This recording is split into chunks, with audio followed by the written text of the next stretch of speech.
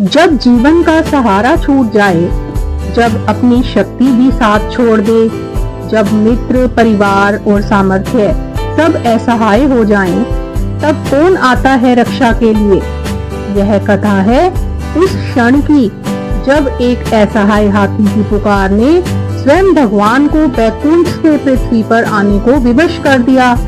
यह है सच्ची शरणागति, अटूट भक्ति और दिव्य कृपा की अमर गाथा।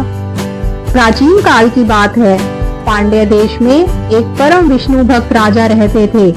उनका नाम इंद्रद्युम्न था। राजसी वैभव त्याग कर राजा वन में गहन तपस्या में लीन हो गए थे। उनका मन संसार से हटकर पूर्णतः भगवान के चरणों में समर्पित हो चुका था। उसी समय महान तपस्वी ऋषि अगस्त्य वहां पहुँचे।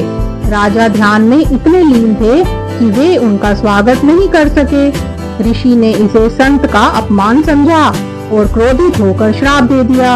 हे राजा, तुम्हें हाथी की योनि में जन्म लेना होगा। श्राप के प्रभाव से राजा इंद्रद्युम्न को अगला जन्म हाथी रूप में मिला। त्रिकूट पर्वत के वन में वे एक विशाल और बलशाली गजराज बने। यही थे गजेंद्र, जो अपने झुंड के स्वामी बने। गजेंद्र अत्यंत बलशाली और गौरवशाली था। अपने विशाल झुंड के साथ वह वन में विचरण करता था। एक दिन वह सबको लेकर कमल सरोवर की ओर गया। निर्मल जल में प्रवेश करते ही अचानक एक भयानक मगरमच्छ ने उसका पैर पकड़ लिया। क्षण भर में आनंद का वातावरण भय और संघर्ष में बदल गया। गजेंद्र ने अपनी पूरी शक्ति लगा दी। वर्षों तक वह संघर्ष करता रहा, परंतु धीरे धीरे उसकी शक्ति क्षीण होने लगी। उसका झुंड भी असहाय खड़ा रह गया। जब सभी सहारे छूट गए, तब उसके अंदर पूर्व जन्म की भक्ति जाग उठी।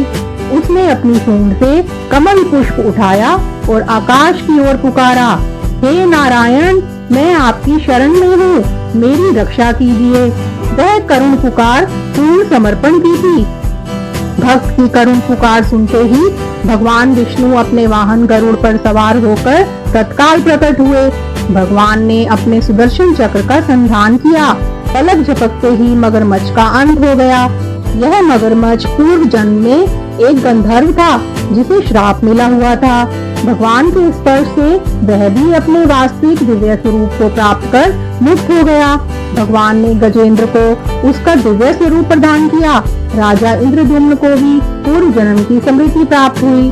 पूर्ण शरणागति और सच्ची भक्ति के कारण उनको मोक्ष मिल गया। जय श्री हरि।